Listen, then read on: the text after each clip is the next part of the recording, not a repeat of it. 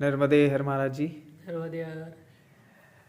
महाराज जी, अब हम कहाँ पे हैं और हम किस लिए मिले हैं, सब कुछ आपको बताना है। ठीक है, नर्मदे हर, बोलिए नर्मदे आप। हर।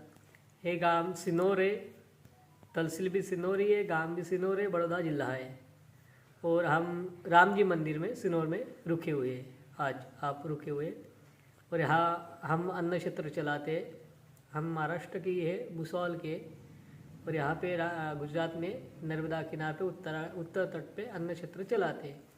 महाराज जी, अब मेरा अगला सवाल है थोड़ा सा आपके बारे में, कि आप कितने साल से चला रहे हैं और ये प्रेरणा कहाँ से मिली आपको। हमने 2010 में परिक्रमा किया है। 2010 में परिक्रमा करने के बाद नर्मदा किनारे पे आके उस समय से साधु संतों के संग में रह के और परिक्रमावासी की सेवा उस समय से ही कर रहे हैं हम। हमें 12 साल 13 साल चल रहे अभी। तो महाराज जी, जिस मंदिर में आप सेवा दे रहे हो, इस मंदिर का विशिष्ट क्या है। ये जो मंदिर है बहुत पुराना मंदिर है। ये जो सयाजी गायकवाड़ हुए अपने हिंदू राजा थे, तो उन्होंने अपने हिंदू मंदिरों को संभाल के रखा था। और उस समय से है भी कालूराम बोल के प्रसिद्ध ही है। अपने नासिक में पंचवटी में कालूराम है, मंदिर है राम जी का। और यहाँ पे भी कालूराम जी का है। वो शालिग्राम की मूर्ति है। और ऐसा कहा जाता है कि पहले जो नाना महाराज तरानेकर वो परिक्रमा में थे, उस समय यहाँ पे रुके हुए थे।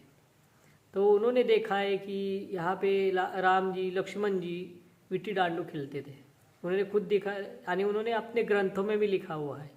उन्हें ऐसा उनको शिष्य ने यहाँ पे आके गए, उन्होंने भी बताया हुआ है कि हमारे गुरु जी यहाँ पे रुके, उन्होंने ग्रंथ में लिखा है, हमने पढ़ा हुआ है।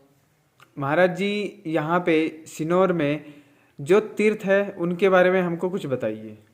यहाँ पे सिनौर में जैसे कि 12 तीर्थ बोले जाते हैं, यानी है नर्मदा पुराण में उसका उल्लेख है। लेकिन परिक्रमावासी इसका दर्शन नहीं करते हैं।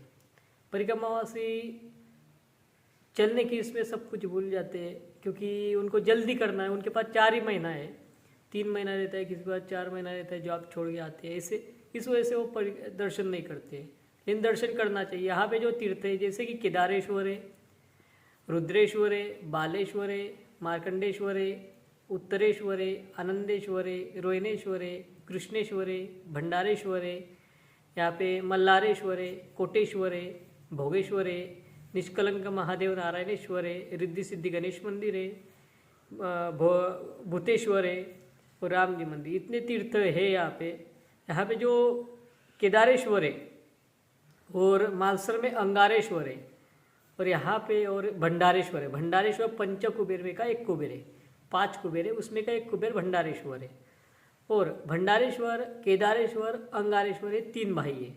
सबसे बड़े भाई अंगारेश्वर है, 2 नंबर के भाई भंडारेश्वर है और 3 नंबर के केदारेश्वर है।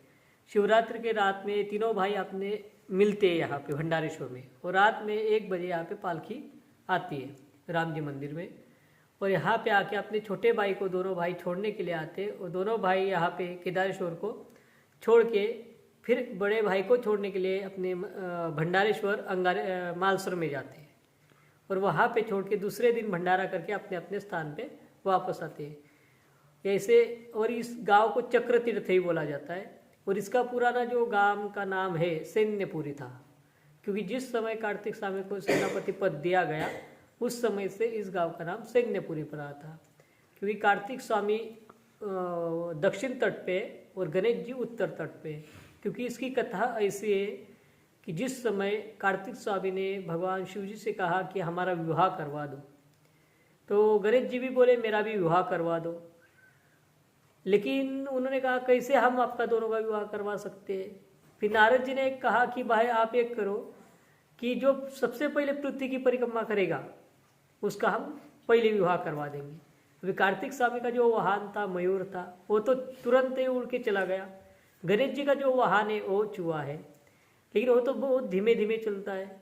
इसलिए उन्होंने बुद्धि के देवता गणेश जी है, उन्होंने अपने माता पिता को बिठाया, पूजा की, चरण धोए, दंडवत किया और अपने माता पिता की ही परिक्रमा करके माता पिता को कहा कि मेरे पृथ्वी की परिक्रमा कर ली, इसलिए अभी आप विवाह करवा दो। शिव जी ने कहा कैसे होए। तो उन्होंने कहा कि मैंने शास्त्रों में पढ़ा हुआ है, संतों के मुख से सुना है, अपनी माता पिता की परिक्रमा मतलब पृथ्वी की परिक्रमा, इसलिए आप मेरा विवाह करवा दो। इसलिए शिव जी ने गणेश जी का विवाह रिद्धि सिद्धि के साथ किया हुआ है, यहाँ पे है। और फिर जिस समय कार्तिक स्वामी परिक्रमा करके आए, उन्होंने देखा कि गणेश जी का विवाह इन्होंने करवा दिया, तो क्रोधित होके वो दक्षिण तट पे कार्तिकेश्वर में बैठे हुए। दक्षिण तट पे, उस तट पे कार्तिकेश्वर है, सामने ही कार्तिकेश्वर है। तो वहां पे कार्तिकेश्वर बैठे। फिर शिवजी उनको मनाने के लिए गए, लेकिन शिवजी का भी उन्होंने मान सम्मान नहीं, क्योंकि वो क्रोधित थे। पार्वती जी की उन्होंने तब भी नहीं माना। उस समय उनको, क्योंकि तारकासुर नामक राक्षस निर्माण हुआ था, तो उन्होंने ऐसा वरदान मांगा था कि मेरा जो मृत्यु हो तो शिवजी के प्रथम पुत्र के हाथ से ही मेरा मृत्यु होना चाहिए। इसलिए कार्तिक स्वामी के हाथ से ही इसका तारकासुर का मृत्यु होने वाला था। इसलिए उस समय कार्तिक स्वामी को सेनापति पद दिया गया था और इसका नाम सैन्यपुरी पड़ा उस। और तीर्थों के बारे में कुछ बता सकते हैं? जैसे कि वो केदारेश्वर हुए, रुद्रेश्वर है, यहाँ पे बालेश्वर, मार्कंडेश्वर जो है प्राचीन है, वहाँ पे टेम्बे स्वामी जो हुए वो कुछ दिन रुके भी है। और जैसे कि आनंदेश्वर है, आनंदेश्वर जहाँ पे कहा जाता है कि भगवान शिव जी ने आनंद में नृत्य किया हुआ है। और रोहिणेश्वर है, जहाँ पे रोहिणी माता ने, चंद्रदेव की पत्नी, उन्होंने वहाँ पे तपस्या की हुई है। और जो कृष्णेश्वर है, ऐसा कहा जाता है कि भगवान विष्णु जी ने सुदर्शन अपना स्थापित किया गया है। और भंडारेश्वर जहाँ पे पंचकुब्र में का एक भंडारेश्वर है। और यहाँ पे भूतेश्वर कहा जाता है कि भगवान शिव जी ने जब युद्ध करके आए तो वहाँ पे थक गए तो वहाँ पे रुक गए, ऐसा भी कहा जाता है। नर्मदापुरा में इनका सबका उल्लेख है। फिर बाकी जो प्राचीन शिवलिंग है, जैसे कि कोटेश्वर है, भोगेश्वर है, निष्कलंक महादेव, ये अपने अपने इससे स्थापित हुए मतलब स्वयं इस नर्मदापुरा में इसका उल्लेख है, तो आप उसमें पढ़ सकते हो।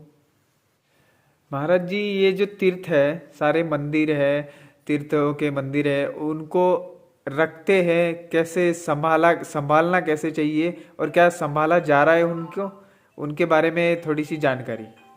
देखो, जो प्राचीन तीर्थ रहते ना, उनका एवरेशन आप पूजा करो या ना करो रहता ही है ना। उसका जो पवित्रता है वो रहता ही है, आप पूजा करो या ना करो। उनका जो वातावरण वहाँ का रहता है ना, आप जाओगे ना तो आपको पता चलेगा ये तो बहुत प्राचीन तीर्थ है।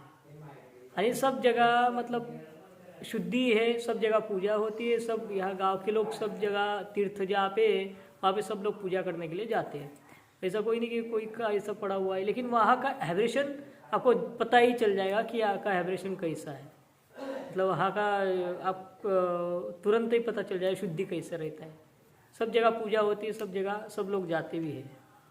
महाराज जी, अब जो परिक्रमावासी आने वाले हैं या अब परिक्रमा करने वाले हैं, उनके लिए कुछ सजेशन आप देना चाहेंगे परिक्रमा के लिए? आइए, बढ़िया है, आनंद से परिक्रमा कीजिए, लेकिन परिक्रमा करते वक्त किसी की निंदा ना हो।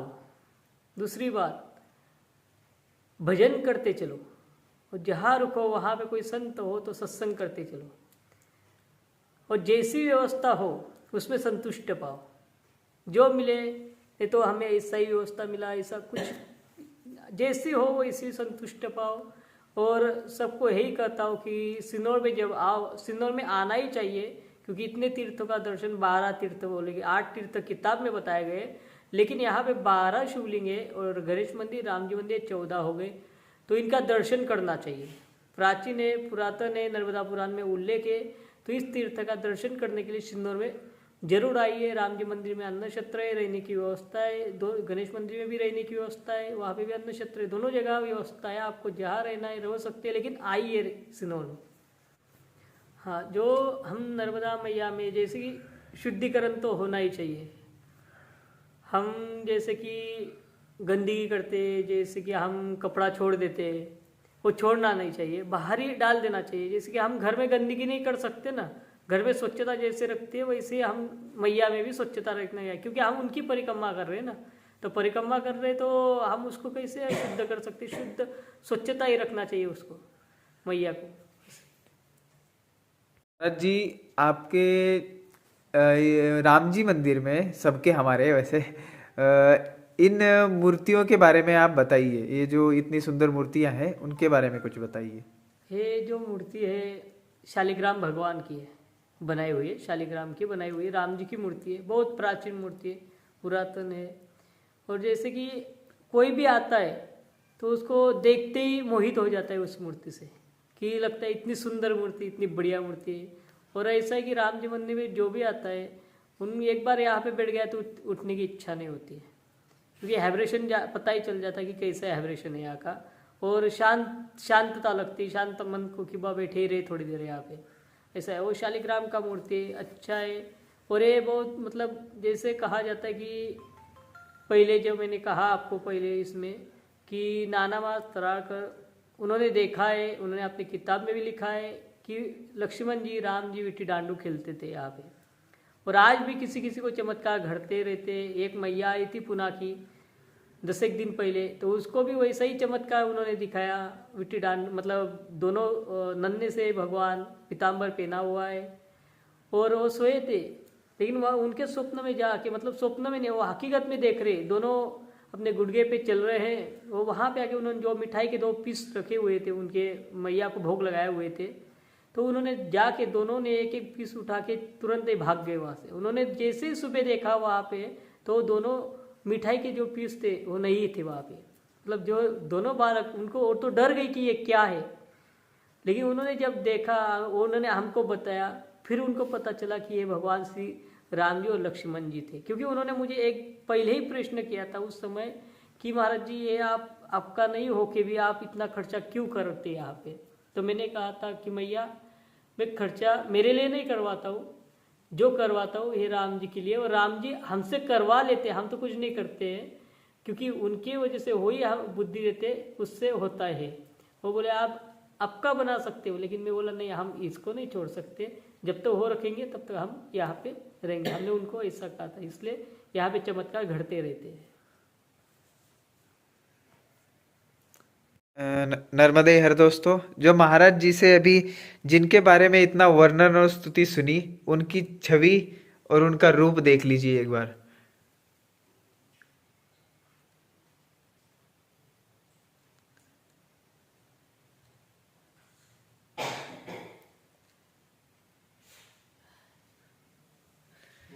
बहुत सुंदर मूर्ति। और इनके कंपेयर में आज तक मैंने कोई मूर्ति नहीं देखी, क्योंकि इनको देखते ही रहने का मन सही में करता है। आई कांटेक्ट बहुत अच्छे लगते हैं इनसे। आप आइए एक बार, शिनौर में आते ही महाराज जी से मिलिए। और यहाँ पे हनुमान जी की भी मूर्ति है, नन्ही सी, लेकिन बहुत सुंदर मूर्ति है।